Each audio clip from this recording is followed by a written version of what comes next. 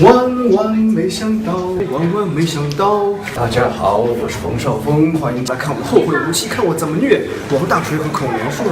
你走掉了。好。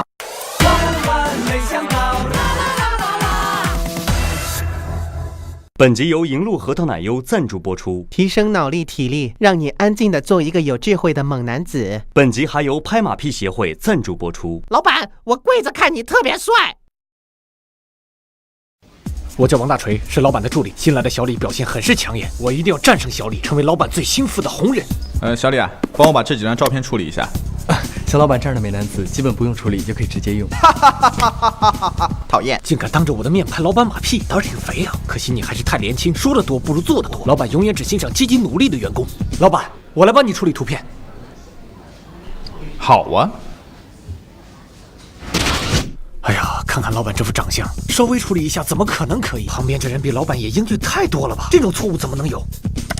细节决定成败，老板永远只欣赏心思缜密的员工，这样老板看着就英俊好多啊。等等，旁边这位怎么看都比老板帅啊！老板你也太不争气了，还好我聪明有机智。哎，老板看着怎么一点霸气都没有？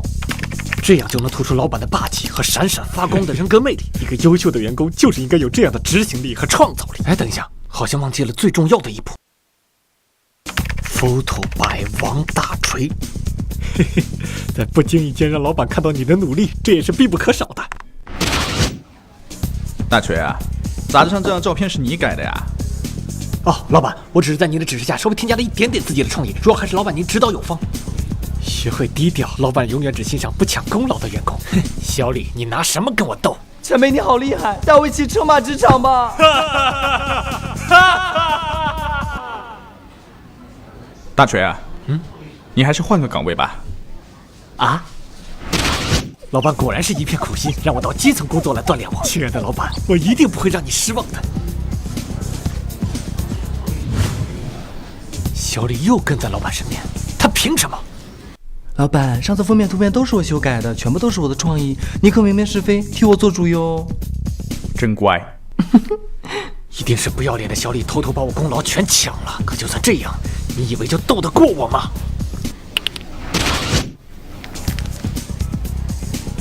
老板今天有一个非常重要的商务谈判，这次谈判的对手竟然是远近闻名的少年总裁，没有我在，老板的气场完全不占上风啊！看准时机，老板只欣赏最机智的员工。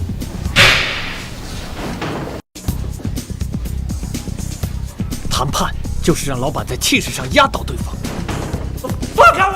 放开我！我们公司可能会有一些奇怪的现象，但是正如你所看到的，我们希望能够跟你们共建一个双赢的这么一个局面。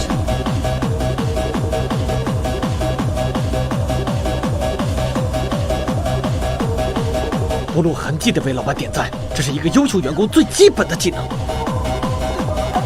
我都是为了老板好。